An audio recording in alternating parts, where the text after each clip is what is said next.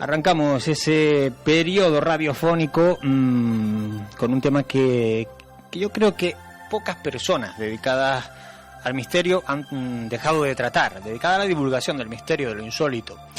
Y son muy pocos los amantes y, entrecomillamos, aficionados del misterio, de lo insólito, que no han oído hablar de el misterio, el enigma, el que para muchos es el gran tongo nacional, hay que decirlo, hay de todo tipo de opiniones, que es y supone el fenómeno de las apariciones de las caras de Belmes.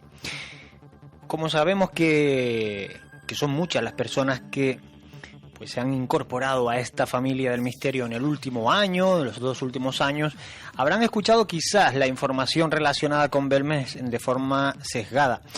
No sé por qué, últimamente lo que se escucha, no sé si es que tienen los foros y los resortes adecuados, lo que se escucha es más la voz crítica que la voz amigable y familiar, ¿no? Parece que los negativistas han ocupado ese punto, se han centrado concretamente en el fenómeno de las caras de Belmes para usarlo, para tenerlo como arma arrojadiza. Nosotros esta noche queremos alejarnos de ese tufillo pestilente que suele rodear a este fenómeno para hablarlo de una forma amigable y sobre todo didáctica. Ya tenemos al otro lado del hilo telefónico, ¿qué digo amigo? Es un hermano. Juan Luis Díaz se pone además contento cada vez que llamamos a nuestro siguiente invitado porque también lo admira. Luis Mariano Fernández, buenas noches. Mi querido hermano de espíritu, Juanca Romero, encantado de estar con vosotros. Buenísimas noches desde la península, concretamente desde Málaga, y para mí es un placer estar en vuestro último programa ya de la temporada. Sí, un placer. Además, sabes que este es tu programa también. Al final, las labores estas de la comunicación a nosotros nos mantienen separados en cierta manera porque coincidimos en franjas horarias en algunos de los programas, pero siempre hemos considerado que formas parte de este equipo, Luis Mariano. Y siempre me he considerado como tal. Muchísimas gracias, Juanca, y bueno, pues aquí estoy a tu disposición y comienzo dándole un fuerte abrazo a toda la audiencia y que estoy encantado de volver a estar en tu espacio en Glo 13. Pues fíjate que ya has estado en algunas buenas ocasiones en el programa, pero esta tarde, tirando del banco de audios en casa, fíjate, recuperé aquel programa. Para mí fue un programa muy especial, aquel programa que hicimos en vivo desde el Ateneo de La Laguna, recordarás. Sí, claro, cómo no. Y en aquel programa yo te preguntaba precisamente, entre otras cosas, por el fenómeno de las caras de Belmes, y esta noche nos apetecía pues recuperar datos de ese expediente y sobre todo saber cómo está la temperatura de ese expediente a día de hoy, que parece que lo vamos olvidando a ratos, ¿no? El tema de Belmes. Pues sí, y además se van a cumplir dentro de un par de meses, como tú sabes, 40 años del fenómeno, ¿no? Sí, señor. Una historia que ha dado de sí muchísima polémica, fascinante, dilatada, intensa, sobre todo porque, bueno, desde el año 71 se han venido volcando diferentes informaciones, la mayoría de ellas, yo diría que, como tú bien apuntabas al principio, polémicas, han corrido ríos de tinta sobre este asunto. De verdad que es fascinante porque me parece un tópico y siempre lo decimos, pero es que es así. Nos enfrentamos ante el fenómeno probablemente más importante, no solo en España, sino probablemente en el mundo entero, sobre parapsicología. Y claro, ya no son fenómenos de teleplastias, fenómenos paranormales que se han producido en una u otra casa. Nos enfrentamos ante un fenómeno social, histórico, periodístico, que ha atravesado diferentes periodos en nuestra historia, en nuestra reciente historia española. Y yo creo que, bueno, de hecho es tema que se aborda frecuentemente en las universidades de periodismo, cuando se habla de aquellas ventas brutales del diario Pueblo, ¿no?, cuando tocaban este asunto. Bueno, la verdad es que Belmes ha sido recientemente noticia nuevamente y si quiere lo comentamos a continuación porque sí, se cumplen 40 años de esta historia. Hay una subvención ahí fortísima de dinero que va a ir a parar, bueno, pues a Belmes de la Moraleda para construir un museo del que ya se lleva hablando hace bastante tiempo y podemos dar algunas pinceladas, ¿no?, sobre este fenómeno que sigue estando ahí, Juanca, pues retando a todo y a todos, plantando cara, nunca mejor dicho. Nunca mejor dicho. Nos situamos, Luis Mariano, creo recordar el 23 de agosto del año 71, sí, cuando aparece la primera cara en la casa, en el número 13, de la que ahora se llama calle María Gómez Cámara, ¿no? Efectivamente, y fíjate, parece sencilla, ¿no? Es sencillo decir estas palabras, porque como tú bien apuntabas al comienzo, ahora con esto de Internet, las redes sociales, los blogs, es muy fácil, ¿no? Criticar, además ponzoñosamente, escribir sobre este fenómeno, pero lo cierto es que hubo muchos investigadores de la época, como de nuestra generación, que hemos tenido la oportunidad de acercarnos a Belmez en numerosas ocasiones, y en mi caso he tenido el privilegio de haber mantenido durante muchos años, casi 16, hasta que falleció María Gómez Cámara, de haber tenido una amistad muy grande con ella, ¿no? Entonces, siempre que iba a esa casa, actual calle María Gómez Cámara, efectivamente, te contaba la historia, ¿no? Y ella te decía, bueno, yo estaba aquel mediodía del 23 de agosto del 71 friendo unos pimientos en la sartén al mediodía, porque muchos investigadores, otros divulgadores han comentado que era de noche, no, era al mediodía. Ella siempre recalcaba que era al mediodía. Y al levantar la sartén se encontró con aquel rostro en el suelo, ¿no? Y entonces fue cuando salió a la calle gritando a viva voz, en mi casa ha salido una cara, en mi cocina ha salido una cara, ¿no? Numerosos vecinos de las calles colindantes, ante el vocerío de la propia María Gómez Cámara, se acercaron, entraron, vieron aquel tosco rostro, mirando desde Dios sabe qué lugar, desde el suelo. Todos se asustaron hasta que llegó su hijo, Miguel Pereira, uno de sus hijos, y a golpe de pico la arrancó. En un principio pensando que había sido una broma de alguien del pueblo, una mala broma, ¿no? Una nefasta broma.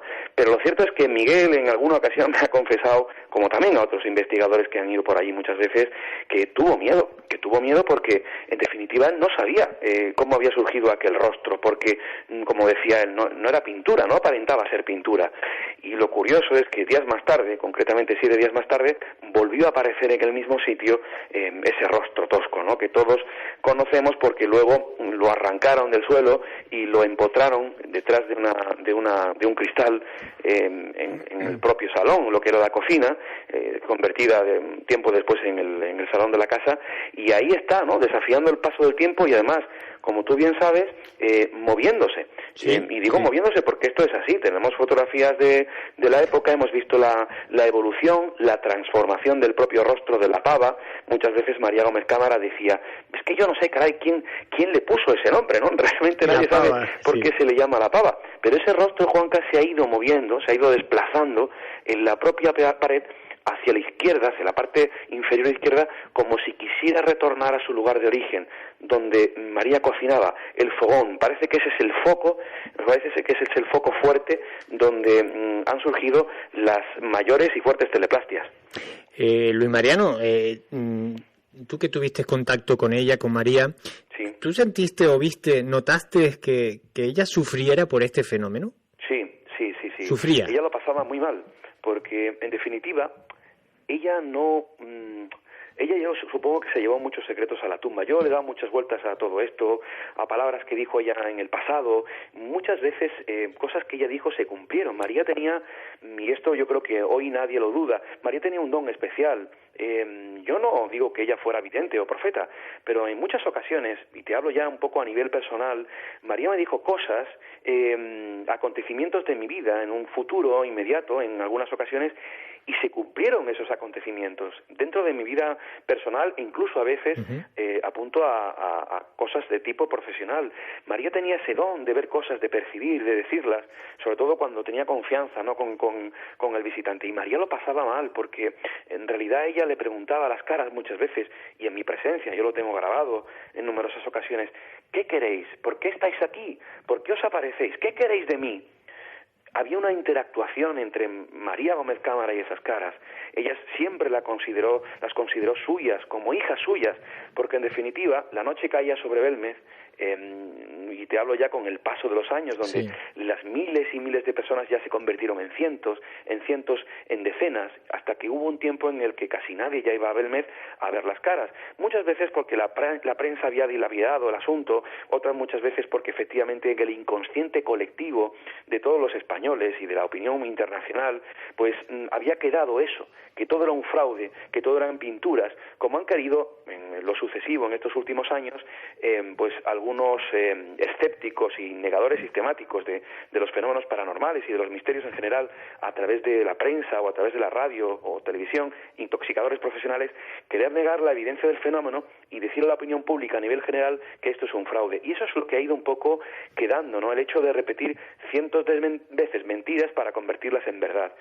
Me voy un poco al origen de tu pregunta. María lo pasaba mal, pero estoy seguro que en el fondo de su corazón ella sabía perfectamente que esas caras pudieran tener un origen trascendente, aunque fuese a través de su psiquismo, a través de su fuerza psíquica, porque ella la tenía, y muy probablemente ese suelo, esa pizarra en la que ella dibujaba parte de sus traumas, porque conociendo muy bien la vida de María hemos sabido que muchos de los rostros pertenecían a esos traumas que ella tuvo en el pasado, a esos remordimientos en su conciencia, a fantasmas del pasado, en definitiva.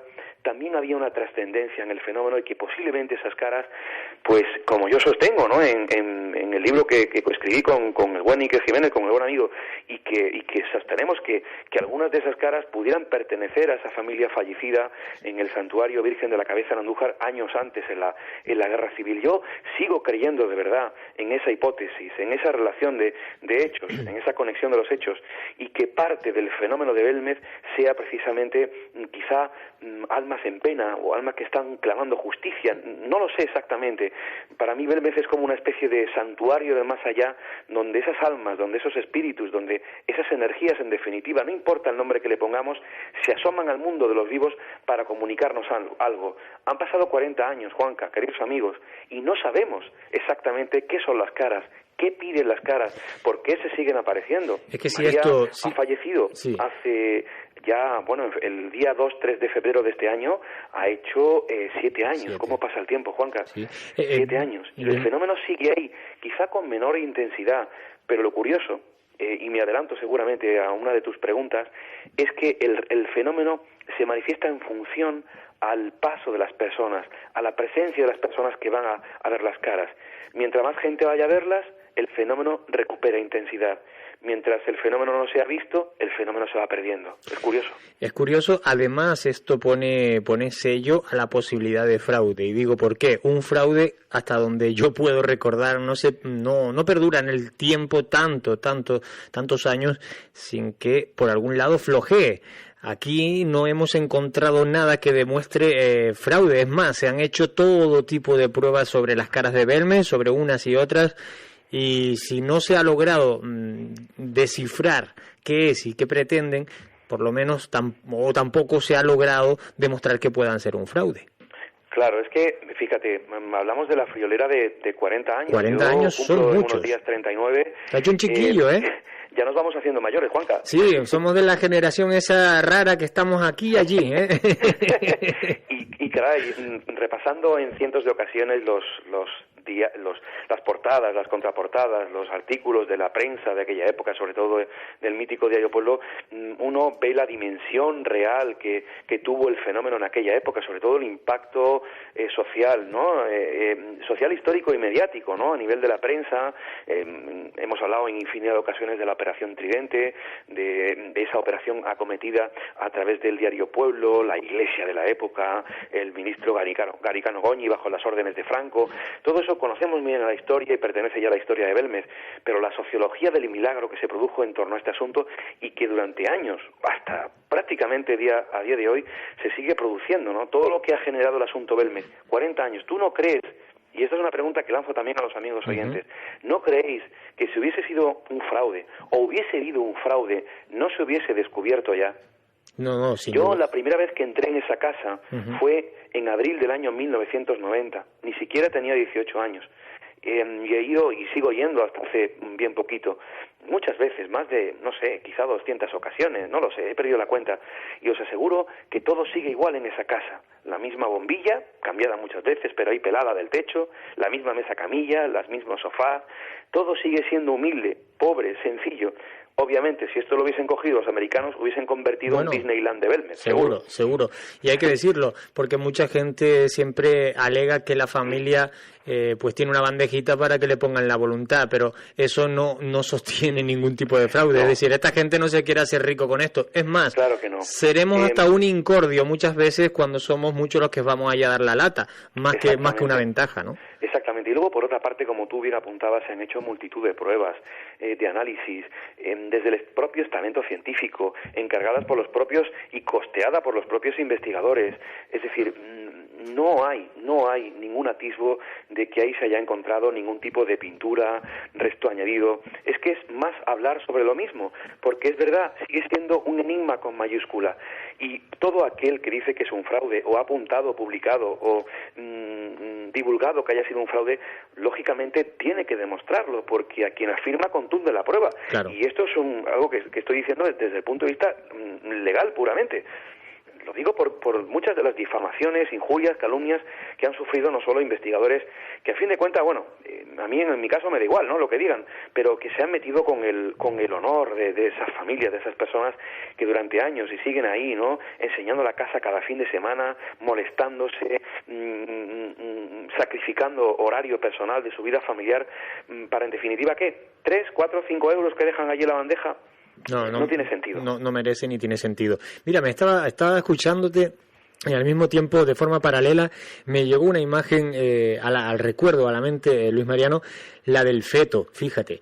Sí. Supongo que la recordarás. Sí, claro. El feto, esa es de la que tú llamas la hornada del 80, ¿no? De 1980, ¿no? Claro, claro. Yo no impresionante. tuve la oportunidad de verlas personalmente, porque en el año 90 sí, por ejemplo, tengo una muy marcada, que es la de la mujer desnuda, completamente desnuda, donde se veía sus senos y su sexo, así como a los pies unos rostros de niños satélites en el propio pasillo de la entrada de la casa. Pero esa que mencionas, la de los fetos, además con cordón umbilical, yo no las vi, pero sí tengo las fotografías de la época y de aquel tiempo. Y esto está relacionado, Juanca, con sucesos de la vida personal de María. Como tú podrás comprender, y como muchos de los amigos oyentes, hay cosas que no se han contado. Yo todavía no he contado cosas que de la propia vida de María, que forman parte de la intimidad de una familia, pero que tienen relación muy directa con el fenómeno, muy directa. Es probable que más adelante, dentro de un tiempo, me anime a contarlas, pero esto podría calar o caer mal en algún seno familiar en el pueblo de Belmez. Y por ese compromiso off the record que tuve en su momento con María y con otras personas, prefiero no contar esas informaciones, insisto, que son muy personales, pero que estoy seguro que, como tus oyentes son muy inteligentes, seguro que van a relacionar enseguida esto que acabas de decir, de los fetos con cordón umbilical, con la propia vida de María. No es Vox Populi, se ha comentado que María en vida tuvo un aborto, años antes de la aparición de las primeras caras. Qué curioso, ¿no?, que las primeras caras que aparecen en el suelo sean fetos con cordón umbilical. Todas las imágenes que se aparecen, todas esas teleplastias, ¿se pueden relacionar directamente con María, o hay algunas que son ajenas incluso al ámbito familiar? Yo no he contabilizado, porque me faltan datos, ¿no?, los rostros que han aparecido en Belmez en estos 40 años, pero voy a ponerte un número, voy a lanzar a la piscina. Probablemente hayan aparecido más de 200 y pico. Y a lo mejor me estoy quedando corto. Algunos de ellos han aparecido durante 15 minutos y han desaparecido. Muchos de ellos están fotografiados, y algunas de esas fotografías pues no han llegado a nosotros, a los investigadores, bien porque haya sido hecha por personas curiosos de la época, o bien porque hayan sido por reporteros y no hayan llegado a nuestras manos.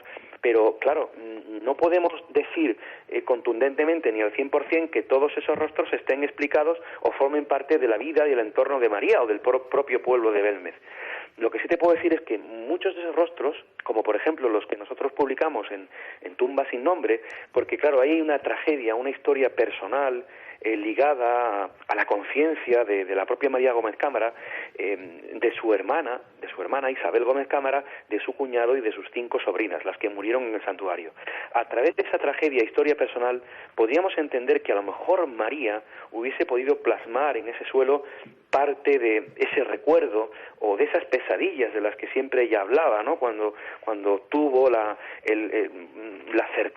certerísima idea Ricard Bru de acometer una hipnosis en el interior de esa casa a través de Ana Castillo, una sensitiva, una medium de Sevilla, y es cuando nace y se gesta, ¿no?, la investigación nuestra, Tumba sin nombre, gracias a esta carambola del propio Ricard Bru, cuando le hace esta hipnosis a esta mujer, y es cuando esta sensitiva, bajo hipnosis, cuenta una historia, da una serie de detalles, de informaciones, y de cómo muere una familia en un lugar muy concreto. Entonces, cuando esta mujer sale del trance, creo que es un episodio ya muy conocido por tus oyentes, María sentencia, en aquel entonces, a 32 años de investigaciones, mi familia murió así, ¿no? Tal y como contaba la medium.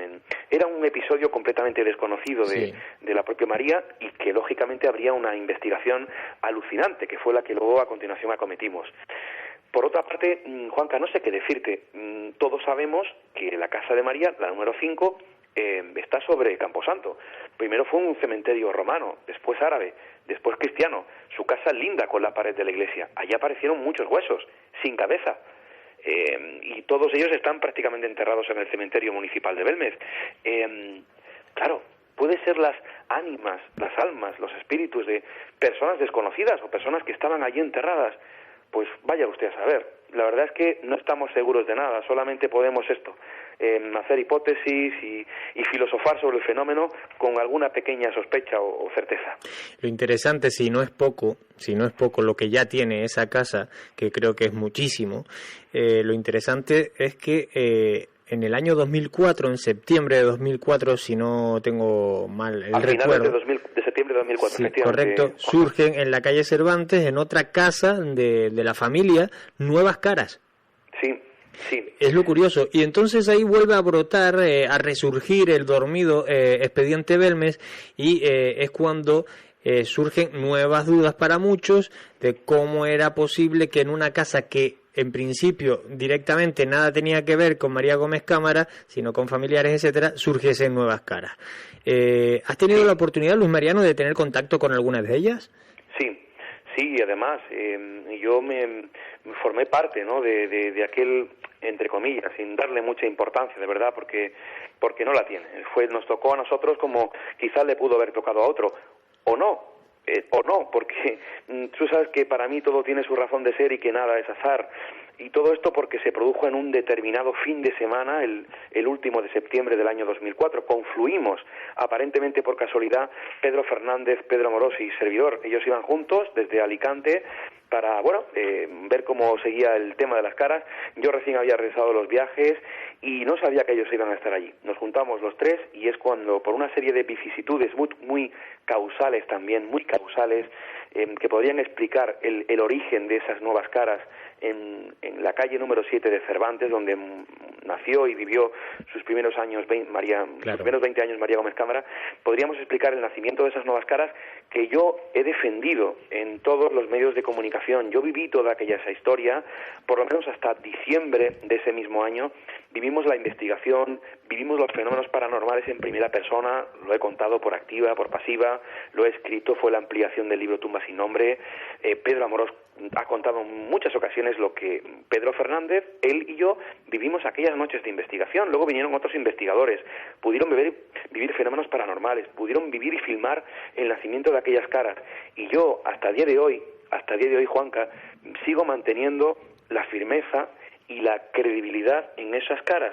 Sé que ha sido criticado, sé que ha sido vilipendiado, se han metido mucho con las nuevas caras. Es posible también, y lo mantengo, que haya habido personas que con muy mala intención hayan podido entrar en esa casa, que es muy grande, tiene 4 plantas, que por despiste de las hermanas Felipa y Ana, que siempre han atendido genial a las personas que han ido, pues hayan tenido un despiste, y es posible que haya alguien manipulado el suelo o la pared. Yo eso no lo puedo saber, es posible que haya ocurrido, es posible a lo mejor que que hay alguien entrado en el interior y haya manipulado.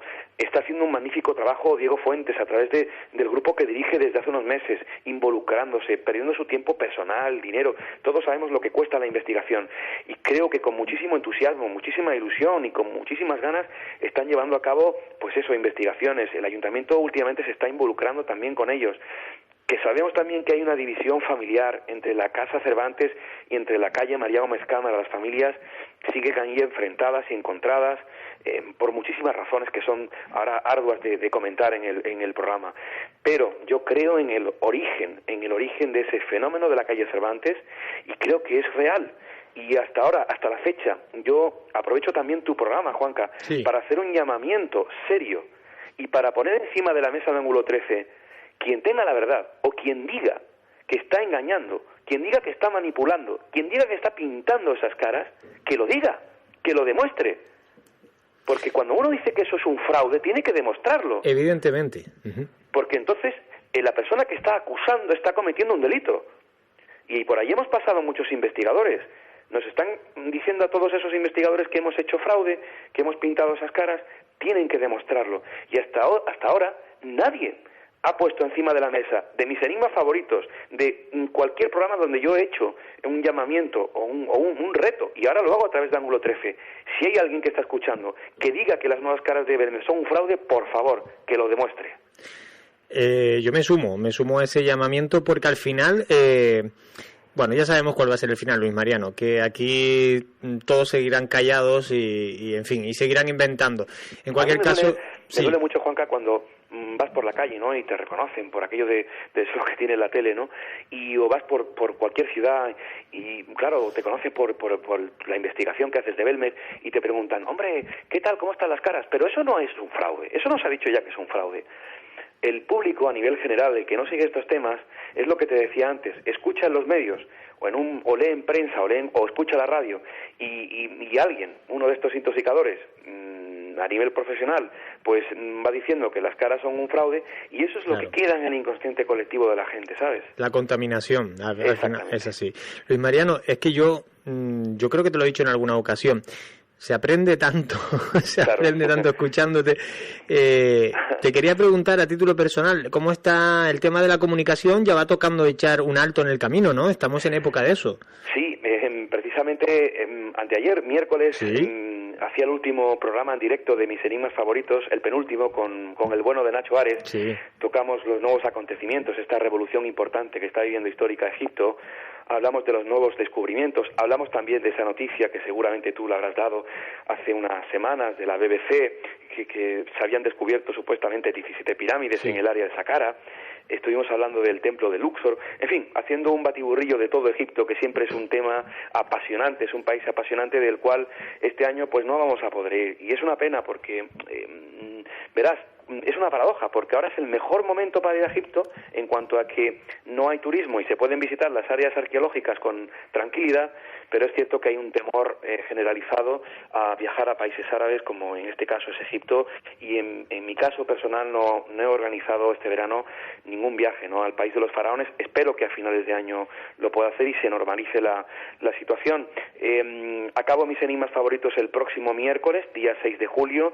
El programa ya está grabado con un tema más que interesante, el origen emocional de la enfermedad, con todo un experto de Valencia, Vicente Guillén. Y Puente al Infinito es otro programa, lo acabo también, ya están grabados todos hasta el viernes 22 de julio, es la última emisión, ese programa de entrevista personal, donde también metemos temas de misterio, y el programa de radio, mis enigmas favoritos, acaba ya también el próximo martes, día 28 de junio. Así que concluimos la temporada, y bueno, pues ahora descansamos, entramos ahora en la etapa de los viajes, que si Dios quiere nos veremos muy prontito en Tenerife, la segunda quincena de julio. Así es. En un viajecito organizado que tenemos, espero que sí, aunque te adelanto, Juanca, y bueno, esto ya es conocido por todos los oyentes, es una situación complicada, la crisis está afectando mucho al sector turismo, de los viajes, del ocio, y bueno, pues los grupos no se conforman, los viajes no salen. Luis Mariano, tiempos muy difíciles. Como si tenemos que alquilar camellos arrastrados por esquí acuático, pero nosotros nos traemos a la gente aquí a Tenerife porque tenemos ganas de que también Tenerife cuente y que todos seamos al final los amigos del misterio, los que nos encontremos en cualquier punto geográfico de este país nuestro, que parece que no acabamos de conocerlo nunca, ¿no? Claro que sí. Me vas a permitir, Juanca, con tu permiso sí, y la confianza ya que tenemos, de si hay algún oyente interesado en viajar este verano y bueno, pues hacer una de estas rutas y viajes del misterio, hay una página web donde pueden ver esos destinos que tenemos en julio y en agosto. Me vas a permitir darla. Claro. Es www.luismarianofernandez.com, www.luismarianofernandez.com, y bueno, ahí podréis encontrar muchas informaciones, artículos, todo lo relacionado con el misterio y estos viajes. Y por último, Juanca, te diré que está previsto desde la alcaldía de Belmes de la Moraleda empezar con las obras de un museo, del Museo de Interpretación de las Caras, que lleva ya hablándose años, y que el año pasado, te leo una noticia publicada el 4 de junio del pasado 2010 en El Ideal, que destinaron cerca de 1 millón de euros para el Museo de las Caras de Belmes. Concretamente 858.000 euros, de los cuales 587.000 se financiarán a través de fondos europeos, 208.000 desde Diputación Provincial y 42.900 desde la aportación municipal. Es una cantidad astronómica. Estamos hablando de crisis, y que destinen 858.000 euros a hacer un museo de las caras, a mí me parece fuera de lugar en estos momentos, inapropiado, y no me parece bien. Me parece bien la iniciativa, hacer un museo, que la gente tenga la oportunidad de visitar un edificio donde quieren proyectar imágenes, hacer exposiciones de fotografías de la época de las caras, una sala para psicofonías.